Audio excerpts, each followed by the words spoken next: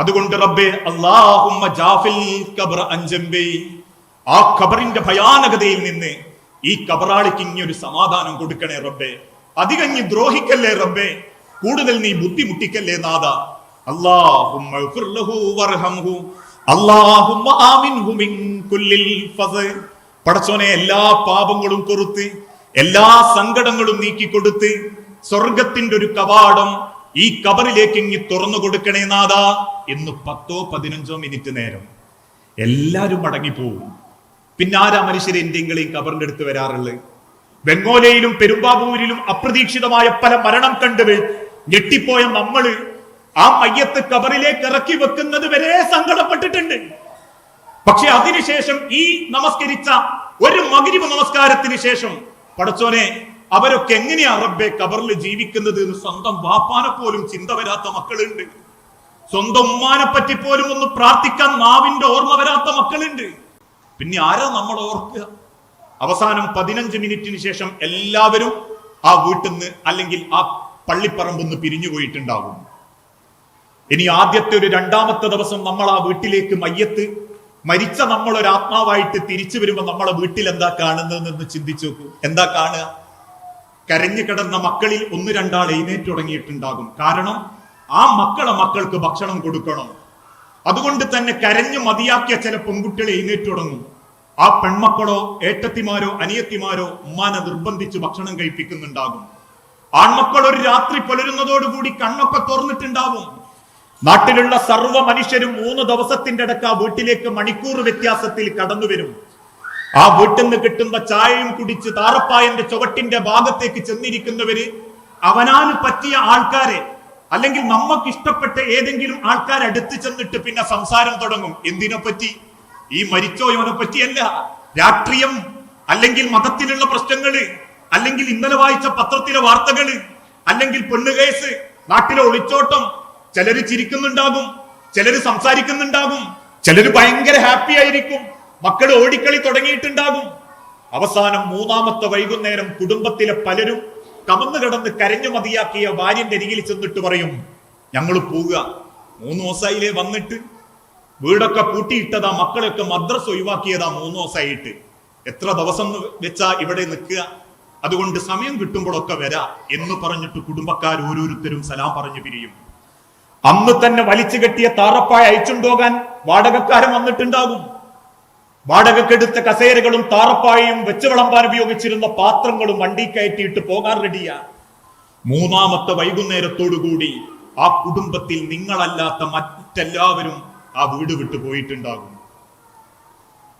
പിന്നീട് ഒരു 5-6 മാസങ്ങൾക്ക് ശേഷം, വേണ്ട 1 കൊല്ലത്തിന് ശേഷം നമ്മൾ ആ വീട്ടിലേക്ക് വരുന്നതെന്നൊന്ന് ചിന്തിച്ചു നോക്കി.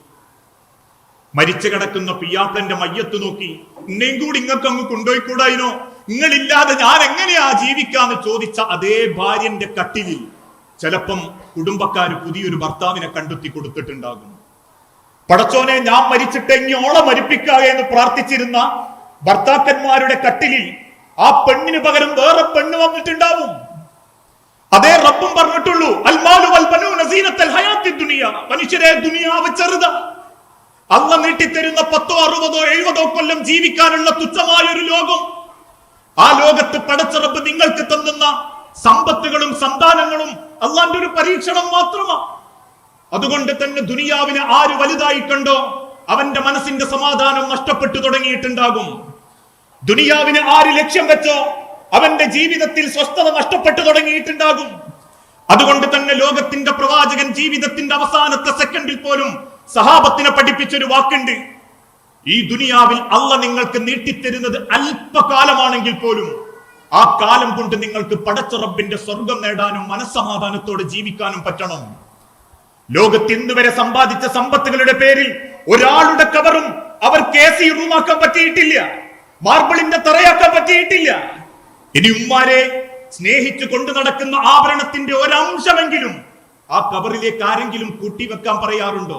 നിങ്ങൾ ഇന്ന് രാത്രി വീട്ടിൽ ചെന്നിട്ട് പ്രിയപ്പെട്ട ഭർത്താവിനോട് പറയണം, എനിക്ക് ഏറ്റവും ഇഷ്ടപ്പെട്ടത് ആ കൈമക്കടക്കുന്ന ബ്രേസ്ലെറ്റ്, ആ 2.5 പവന്റെ ബ്രേസ്ലെറ്റും കൈമക്കടക്കുന്ന മോതിരവും, അത് ഞാൻ മരിച്ചു കഴിഞ്ഞാലും നിന്റെ മയ്യത്തിന്റെ കൂടങ്ങൾ കവറിലേക്ക് അങ്ങ് ഇടണട്ടോ എന്ന് പറഞ്ഞാൽ ഒരു പിയാപ്പിളരത് ഇടൂലട്ടോ. ഒരു ഭർത്താക്കന്മാരും അത് നിങ്ങൾക്ക് കൂടെ കൊണ്ടുപോകാൻ തരൂല. കാരണം നിങ്ങൾക്ക് കിട്ടിയ സ്വർണ്ണാഭരണങ്ങളിൽ പലതും ഈ ലോകത്ത് മറ്റാരോ ഉപയോഗിച്ച് അവര് മരിച്ചപ്പം അവരെ മക്കള് ജ്വല്ലറി കൊടുത്ത് ആ ജ്വല്ലറിക്കാരൻ അത് തീയിലിട്ട് വാട്ടി പുതിയ ഡിസൈനിൽ നിങ്ങൾക്ക് തന്നതാണത്. നിങ്ങൾ മരിച്ചാലും നിങ്ങളെ മയ്യത്തിൽ നിന്ന് അത് ഊരിയെടുത്തിട്ട് മക്കൾ കൊണ്ടുപോയി വെക്കും, അല്ലെങ്കിൽ കുടുംബക്കാരത് വീതിച്ച് പങ്കിടും. നാളെ മറ്റന്നാള് മരിച്ചോന്റെ ആഭരണം എന്നുള്ള പേരൊഴിവാക്കാൻ വേണ്ടിയിട്ട് ജ്വല്ലറിക്കാരൻ തീയിലിട്ട് വാട്ടിയിട്ടത് വേറെ ഡിസൈനാക്കി കുടുംബത്തിലെ നാട്ടിലെ മറ്റു പലർക്കും അത് കച്ചവടം നടത്തിയിട്ടുണ്ടാകും. അതുകൊണ്ട് ആ ലോകത്തിന്റെ ഹബീബായ നബി തങ്ങൾ പഠിപ്പിച്ചതും ഈ ദുനിയാവിൽ നിങ്ങൾക്ക് മനസ്സമാധാനത്തോടെ ജീവിക്കണോ എങ്കിൽ നിങ്ങൾ ആദ്യം ദുനിയാവിനെ ചെറുതായിട്ട് കാണണം. ഈ ദുനിയാവിലുള്ള പണവും പത്രാസും സമ്പത്തുകളും ശാശ്വതമല്ലെന്ന് ചിന്തിച്ചു തുടങ്ങണം. ലോകത്തേതൊക്കെ പ്രമാണിമാരുണ്ടോ അല്ലെങ്കിൽ പണക്കാരുണ്ടോ അവർക്കൊന്നും പണം കൊണ്ട് പടച്ച റബ്ബിനെ പ്രതിരോധിക്കാൻ സാധിച്ചിട്ടില്ലെന്ന് ബോധ്യപ്പെടണം. പക്ഷെ നമ്മളിൽ പലർക്കും ഇന്നും ദുനിയാവാ വലുത്. അതുകൊണ്ട് ആ മനസ്സിന്റെ സമാധാനം നഷ്ടപ്പെടുന്നത്. 10 ഉറുപ്പ്യുള്ളവന് പടച്ചോനെ 10 പടച്ചോൻ തന്നല്ലോ നല്ല ചിന്ത ആണോ? ഇപ്പോഴും ഒരു നേരത്തെ ഭക്ഷണത്തിന് വേണ്ടിയിട്ട് വിസർജിക്കാൻ കാത്തു നിൽക്കുന്ന ഒട്ടകത്തിന്റെ വിസർജ്യ ഭാഗത്ത് വാവച്ച് കാത്തിരിക്കുന്ന സുഡാനികളെ എപ്പോഴെങ്കിലും ആലോചിച്ച് നോക്കിയിട്ടുണ്ടോ നമ്മള്? ഇപ്പോഴും നടുക്കടലിൽ പച്ചമീനും ഉപ്പുവെള്ളവും കുടിച്ച് ജീവിച്ച് അവസാനം ഉപ്പിന്റെ അംശം കൂടിയത് കൊണ്ട് അതേ കടലിൽ മരിച്ചു വീഴുന്ന റോഹിംഗ്യൻ മുസ്ലിമീങ്ങളെ പറ്റി ചിന്തിച്ചു നോക്കിയിട്ടുണ്ടോ നമ്മൾ? ഇപ്പോഴും പട്ടിണി കിടന്നതിന്റെ പേരിൽ 30 മരണം സംഭവിക്കുന്ന ഒരു രാജ്യത്ത് ജീവിക്കുമ്പോൾ ഭക്ഷണത്തിന്റെ വില അറിഞ്ഞിട്ടുണ്ടോ നമ്മൾ? പക്ഷെ നമുക്കിന്ന് ഭക്ഷണം കൂടിപ്പോയതിന്റെ പ്രശ്നം അതാ പടച്ചോൻ പറഞ്ഞതും ഇന്ന മിമ്മ അഖാഫു അലൈക്കും മിൻ ബഅദി, എന്റെ കാലഘട്ടത്തിന് ശേഷം എന്റെ ഉമ്മത്തിൽ ഒരു കാലഘട്ടത്തെ ഞാൻ ഭയക്കുന്നുണ്ട്. സഹാബത്ത് ചോദിച്ചു, നബിയെ ഏതാണ് അത്? ഫഖറാണോ, ദാരിദ്ര്യാണോ? അള്ളാന്റെ ഹബീബുള്ള തിരിച്ചു പറഞ്ഞു കണ്ണീരോടെ, അല്ല, ബൽ അൻതും, നിങ്ങൾ പണക്കാരാവും, നിങ്ങൾ സീനത്ത് ഇഷ്ടപ്പെടും, അല്ല പല നിലക്കും നിങ്ങളെ സഹായിക്കും, പക്ഷെ നിങ്ങൾക്ക് ദുനിയാവിനോട് അടങ്ങാത്ത ആർത്തി വരും. ഇനിയൊന്ന് ആലോചിച്ചു നോക്കുക, നമുക്ക് എന്തുണ്ട് പടച്ചോന്റെ അടുത്തേക്ക് സമാധാനത്തോടെ കൊണ്ടുപോകാൻ? നല്ലൊരു വിശ്വാസം ഉണ്ടോ? നല്ലൊരു കുടുംബമുണ്ടോ? നല്ലൊരു സമ്പത്തുണ്ടോ? നല്ലൊരു ജീവിതത്തിലെ സ്വഭാവത്തിന്റെ ഉടമയാണോ? ഇതിലേത് ചോദ്യത്തിനാ പടച്ച റബ്ബിനോട് നമ്മൾ ഒരു സമാധാനത്തോടെ ഉത്തരം പറയാൻ?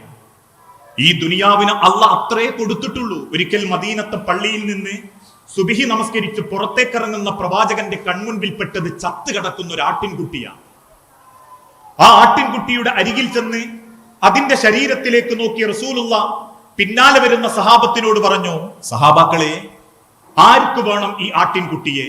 2 ദീനാറിന് നിങ്ങൾക്കിത് കൊണ്ടുപോകാം. സഹാബാക്കൾ പറഞ്ഞു, നബിയെ അത് ചത്തതാ റസൂലേ, ഞങ്ങൾക്ക് വേണ്ട. അള്ളാന്റെ ഹബീബുള്ള വേഗം തിരിച്ചു പറഞ്ഞു, എന്നാ ഒരു കാര്യം ചെയ്യാം, പൈസ തരണ്ട, എടുത്തുകൊണ്ടുപോയിക്കോ. സഹാബാക്കളിൽ ചിലർ ആ ആട്ടിൻകുട്ടിയുടെ അരികിൽ ചെന്ന് അതിന്റെ ശരീരത്തിലേക്ക് നോക്കിയിട്ട് പറഞ്ഞു, നബിയെ, ഈ ആട്ടിൻകുട്ടിയുടെ ശരീരത്തിൽ പുഴുവളയ്ക്കുന്നുണ്ട്, ഇത് ചത്ത് ദുർഗന്ധം പരന്ന് പുഴുവളയ്ക്കുന്ന ആട്ടിൻകുട്ടിയാ, ഇതിനാരും വെറുതെ തരാന്ന് പറഞ്ഞാൽ പോലും എടുക്കൂല റസൂലേ. പ്രവാചകൻ സല്ലല്ലാഹു അലൈഹി വസല്ലമ ആട്ടിൻകുട്ടിയെ അരികിൽ ചെന്ന് ഇരുന്ന് കരയാൻ തുടങ്ങി. സഹാബാക്കൾ ചോദിച്ചു, റസൂലേ, എന്തിനാ നിങ്ങൾ കരയുന്നത്? ആ ആട്ടിൻകുട്ടി ചത്തത് ആലോചിച്ചിട്ടാണോ? റസൂലുള്ള പറഞ്ഞു, അല്ല സഹാബത്തെ, പിന്നെന്തിനാ നബിയെ നിങ്ങൾ കരഞ്ഞ്? ചത്തു പുഴുവളയ്ക്കുന്ന ആട്ടിൻകുട്ടിയെ ചൂണ്ടി പ്രവാചകൻ കണ്ണുനീരോടെ പറഞ്ഞു, ഈ ചത്തു പുഴുവളയ്ക്കുന്ന ആട്ടിൻകുട്ടിയുടെ വില പോലും പടച്ചോൻ ഈ ദുനിയാവിന് കൊടുത്തിട്ടില്ല. ഈ ചത്തു പുഴുവളയ്ക്കുന്ന ആട്ടിൻകുട്ടിയുടെ വില പോലും അല്ല ഈ ദുനിയാവിന് കൊടുത്തിട്ടില്ല. അങ്ങനെ എങ്ങാനും പടച്ച റബ്ബ് ദുനിയാവിന് അള്ളാഹ്ക്ക് ഇഷ്ടം കൊടുത്തിരുന്നുവെങ്കിൽ അള്ളാഹിനെ വെല്ലുവിളിക്കുന്ന, പടച്ചോന്റെ ദീനിനെ ധിക്കാരം പ്രവർത്തിക്കുന്ന ഒരു കാഫിറിനും ഒരു തുള്ളി വെള്ളം പോലും പടച്ചോൻ കൊടുക്കൂലായിരുന്നു. എന്നിട്ടും അള്ളാന്റെ അരികിലുള്ള പലതും ദുനിയാവിൽ അവർക്ക് കൊടുക്കുന്നത് എന്തുകൊണ്ടാണെന്നറിയോ? പടച്ചോൻ ഒരു വിലയും കണ്ടിട്ടില്ല ദുനിയാവിന്. അള്ളാഹ്ക്ക് വേണ്ട ദുനിയാവ്. പക്ഷെ നമ്മളിൽ പലർക്കും പറയാൻ ദുനിയാവ് തന്നെ ഉള്ളൂ. ചോദിച്ചു നോക്കൂ,